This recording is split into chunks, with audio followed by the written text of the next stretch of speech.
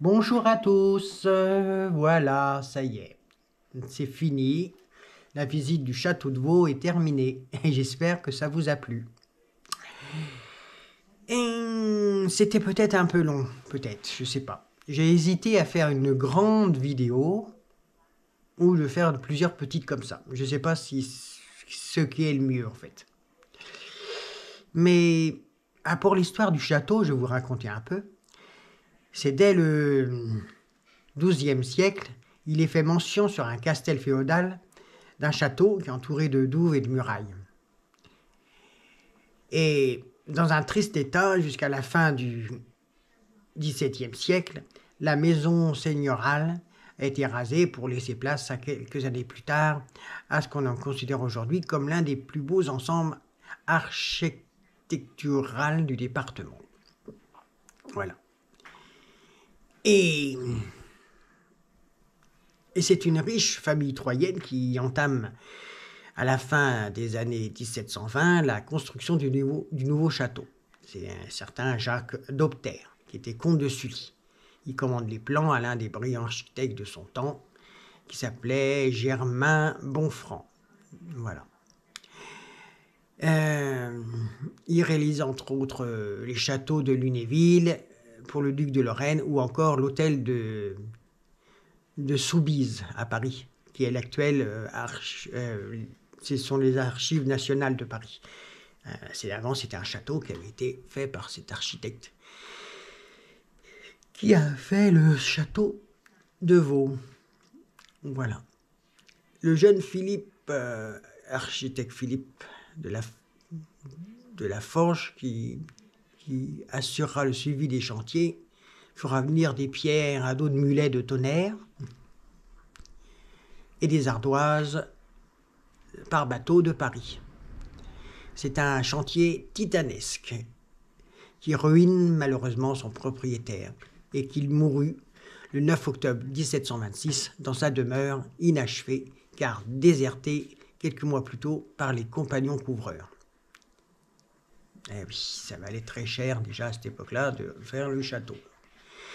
Et c'est durant la moitié du XVIIIe siècle, le château fut vendu par les héritiers Opter, donc, à François Raymond, qui était marquis de Montemort, qui acheva les aménagements du château pour y mener grand train jusqu'à la Révolution.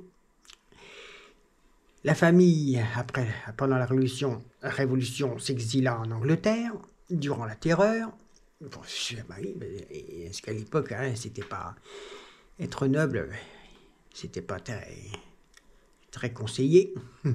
Donc la famille du marquis qui menait un grand train, donc des fêtes, des trucs comme ça, jusqu'à la Révolution. Et à ce moment-là, il s'exile en Angleterre durant la Terreur. Et donc le domaine, le château, fut confisqué comme bien national. Voilà. Et c'est sous l'Empire, sur le Second Empire, que le château et ses terres passent entre les mains du ministre de la police de Napoléon III, Charles-Émile de Maupas. Voilà, je me suis trompé. Charles-Émile de Maupas, ministre de la police de Napoléon III. Un buste de lui a été... Je vous ai montré un buste de lui en marbre. Voilà. En marbre blanc sur la deuxième vidéo, je crois. C'était pour vous expliquer un peu. Charles-Émile de Maupas, il est organisateur des forces de police et militaires lors du coup d'État du 2 décembre 1851. Préfet de police de Paris, Maupas fut l'un des 3 acteurs principaux de cet événement historique qui mit sur le trône impérial Louis-Napoléon Bonaparte, premier président de la République. Il y mènera de multiples enquêtes sur les hauts fonctionnaires ainsi que sur les députés, en s'entourant de nombreux espions dont un qui était appelé l'espion Agent 31, et qui n'est d'autre que le fameux Vidocq. Voilà. Après la mort de Maupas, en 1888, le château passe à sa fille Marguerite, qui décédera en 1936. En 1936, Marguerite décède. Les familles Mautreuil de Fontenay et Panton d'Amécourt héritent alors du domaine. Délaissés peu avant par la Seconde Guerre mondiale, les bâtiments tombent en ruine et les décors intérieurs sont vendus. Donc ce pauvre château, ce géant de pierre, perdu au milieu des bois, entame une longue agonie. C'est en 1970 seulement que le domaine est vendu à un certain Philippe Valéry Radeau, qui s'installe dans la commune. Et il installe un centre pour jeunes filles handicapées. Passionné de patrimoine, il restaure la ferme en totalité, mais hors d'eau l'édifice à l'aide du ministère de la Culture. Et là, il met des centaines de tôles sur le toit du château. Il est depuis classé monument historique, il a été classé monument historique en 1980. Et c'est seulement en 2015 que l'actuel propriétaire, qui avait 22 ans à l'époque, se porte acquéreur du domaine grâce à un emprunt. Et c'est la première fois que le château est ouvert au public. Voilà, et avec un lourd programme de travaux enclenchés. C'est vrai que quand on voit si vous passez par là, vous verrez les photos des travaux réalisés, c'est titanesque, quoi. Et il a fait du bon travail. En 2016, il a commencé par restaurer les charpentes, les couvertures, la grange et tout ça, quoi, en fait. C'est pour accueillir les mariages. Ça c'était fait par 20 bénévoles qui l'ont aidé.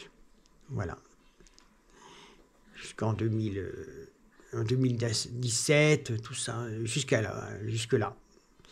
Il y a encore des travaux à réaliser dans ce château. Et ce château est vraiment magnifique.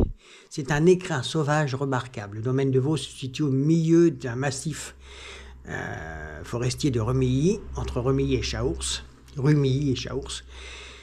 Voilà, c'est 12 000 hectares de forêt.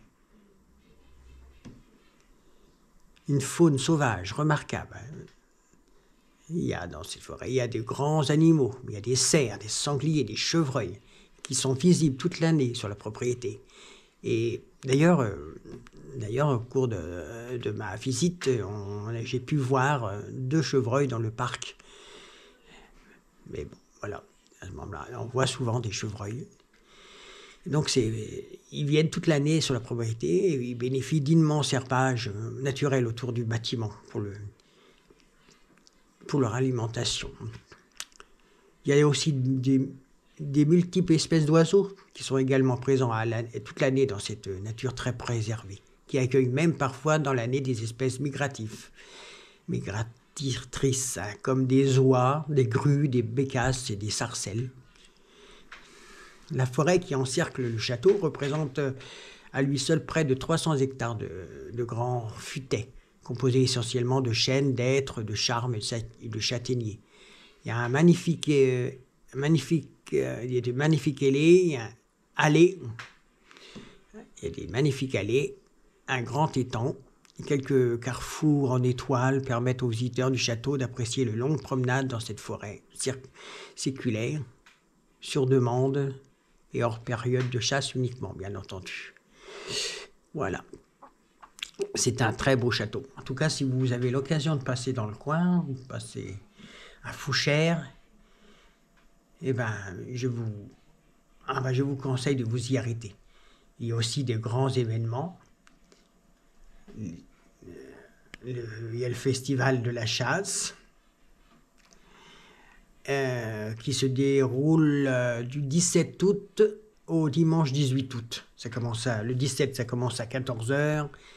jusqu'à 22 heures, et le dimanche 18 août aussi, pareil, jusqu'à 18 heures. Il y a des représentations, des spectacles sur des... il y a des exposants sur la chasse. Il y a un village enfant avec un parc à chiots et des promenades en poney, des structures gonflables, des jeux de bois en bois. Il y a un baltrap à l'arrière du château. Enfin, il y a plein de choses à cette...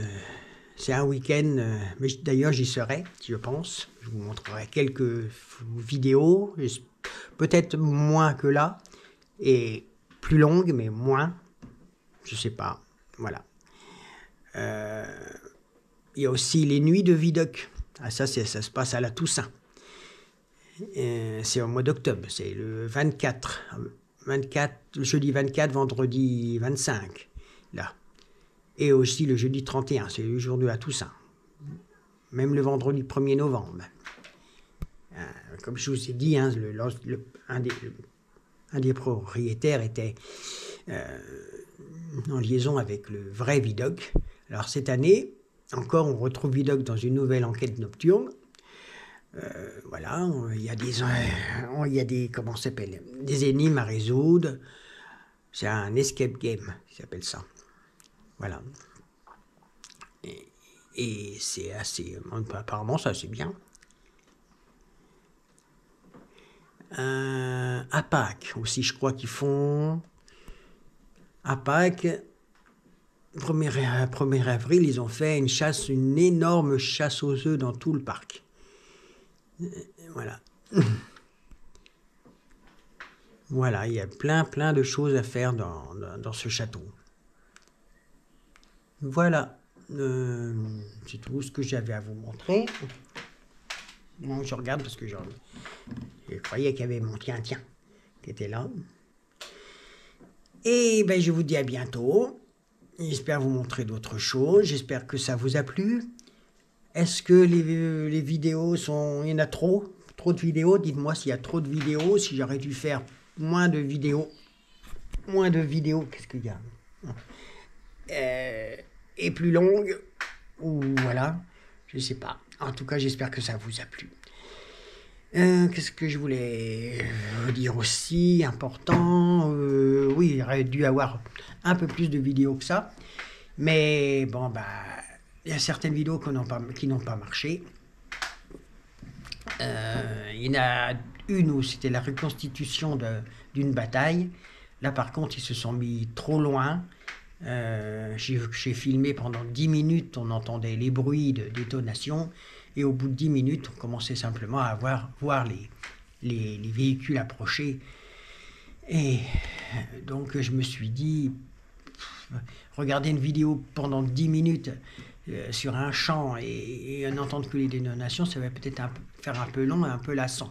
Donc du coup, je ne l'ai pas mis. Par contre, je vais vous mettre juste après cette petite explication une autre vidéo, c'est la haie d'honneur. La haie d'honneur de tous les acteurs, tous les véhicules qui vont se mettre devant l'entrée principale du château, et donc il y aura tous les acteurs de